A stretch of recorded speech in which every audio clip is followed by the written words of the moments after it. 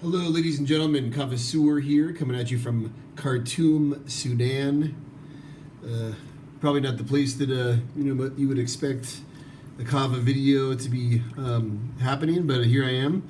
This video today is meant for Kava beginners, people who are just coming to Kava, just discovering it.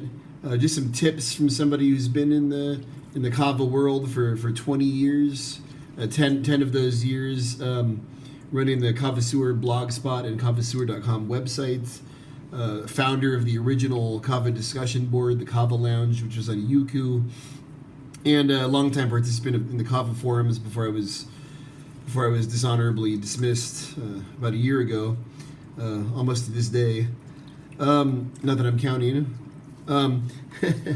So yeah, this is just an introduction to Kava, and I wanted to give you some tips coming in, what to look for, what to look out for, the good, the bad, the ugly in the Kava world.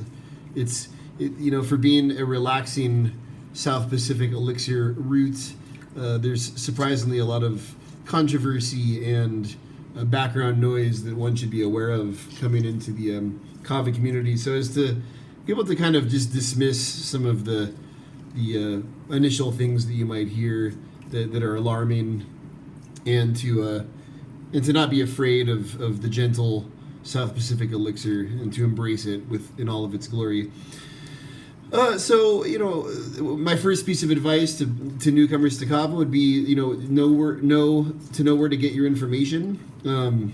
Avoid the Kava Reddit. It's an absolute viper's den. Just avoid it like the plague. It's associated with True Kava, a nonprofit organization, quote unquote nonprofit organization that has been spreading misinformation around for a long time. So try to avoid the Kava Reddit and try to avoid the True Kava website. Go take a look at it. Take it all with a grain of salt. It's an alarmist website that tries to paint Kava as being something that you should be concerned about for various reasons. Originally, they said that some kavas were unhealthy, 2-day kavas, and that you should only trust one kind of kava. That all turned out to be false. All kava is safe. The only types of kava you should avoid are wild kavas, which you're very rarely going to come in contact with. I think I've come in contact with the wild kava once in my 20 years of drinking kava. So in terms of vendors to trust, there are so many good vendors out there.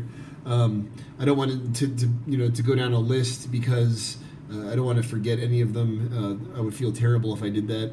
So just go to my website, www.kavasseur.com. There is if you go to Kavasseur's Top Choice, there's a list there of kind of kavas that are hot right now that I believe strongly in. It's really, really good kavas. You're gonna get a lot of bang for your buck out of those. Bula.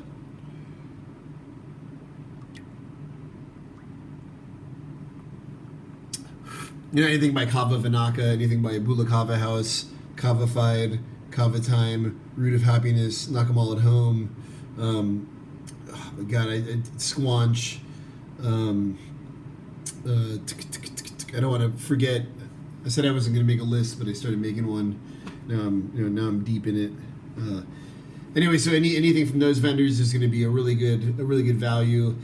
You're going to want to buy strong kava, especially coming into kava, because it's fairly expensive, and if you buy like a 3% Nene or Mahakia Hawaiian kava, you're gonna have to drink a lot of it to get the effects that you want. There's gonna be a lot of sediment in your system. If anything's going to make you feel sick, it's a lot of sediment kind of sitting in your stomach. So avoid those 3% kava lactone nenes. Go for the strong stuff so you can get that effect right away, so that you can hear the kava as soon as possible, and start your journey there. And when I say hear the kava, I do want to give a little bit of a caveat. Kava is not like smoking a joint or drinking vodka or tequila. Kava is a very subtle ethnobotanic that comes from the South Pacific. It's very subtle. When you drink it the first time, you might not feel much from it. When I drank kava the first time, I was kind of in a really, really anxious, panicky state in my life, and I felt it right away. But that doesn't mean that you will. It's I've heard a lot of different people say that it took them dozens of times, sometimes even months of drinking kava before they got the effects they wanted from it. All that being said, I don't really believe in reverse tolerance. I believe that one of the reasons why people complain or people experience initial bad results from kava is that they haven't really learned how to feel it, how to feel out the nuances of the kava. So give it time. You'll begin to notice how it works, and you will be very pleased with it. Again, from my own personal perspective and my own kava story, I never had that. I had right out of the gates, I had kava work for me. So given the market at the moment, you're going to want to go for strong kava. I would say that it's boom. I'm already remembering a kava that I forgot on that list that I just put together. The Kava Roots. Out of Canada. Something like their Tongan Family Reserve or their Vanuatu Select. Those are excellent strong kavas. Kava Vinaka's Waka or Chief's Choice. Knock 'em all at home stone is the go-to strong kava for any kava veteran, any kava connoisseur goes right for the stone. So moving on from another one is Bula Kava House, Nangle Noble, Root of Happiness, Fijian and Vanuatuan kavas are all really strong. The Squanch Wakas are really strong. I could just walk through them. I've drinking hundreds of kavas. And then moving on to the topic of kava bars. Kava bars are a great place to go to try kava for the first time. If you're lucky enough to have one in your area, you should check out your local kava bar. They're really welcoming environments. You walk into a kava bar and you're gonna be with really good, friendly people. It's like a family. You can make really good friends there, and oftentimes they'll have good kava knowledge to kind of walk you through your experience. There's a video out there by the guy from True Kava where he bashes kava bars for having South Pacific themes. He says that it's offensive to some ethnic groups.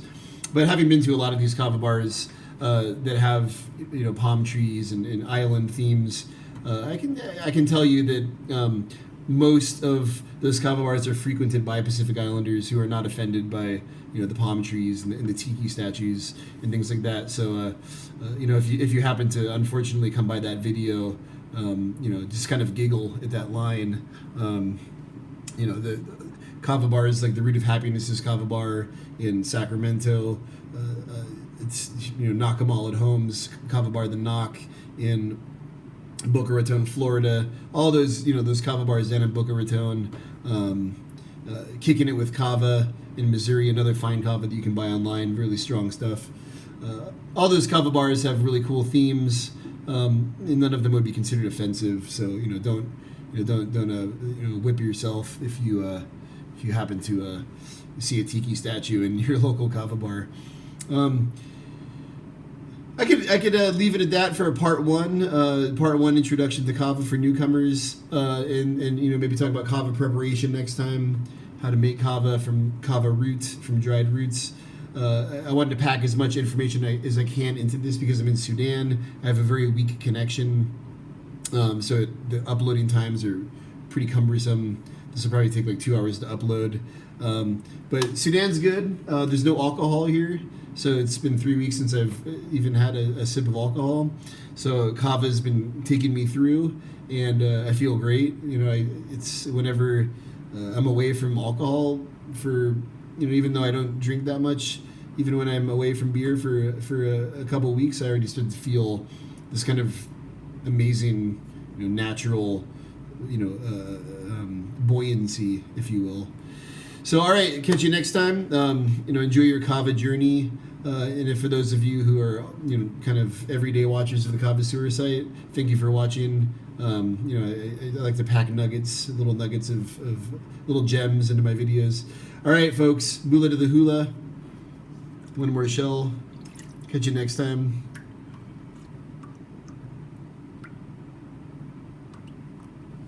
By the way, this is Kava Vinaka Fijian Waka.